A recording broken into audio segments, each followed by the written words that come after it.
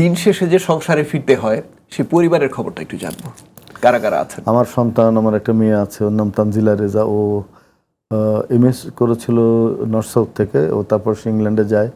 ইংল্যান্ডে Kingston university থেকে সেখানেও সে এমএস করছে, বিজনেস অ্যাডমিনিস্ট্রেশন এবং এমবিএ করেছে আর কি। হ্যাঁ, তো ওখানে সে চাকরি করে, বিবাহিত।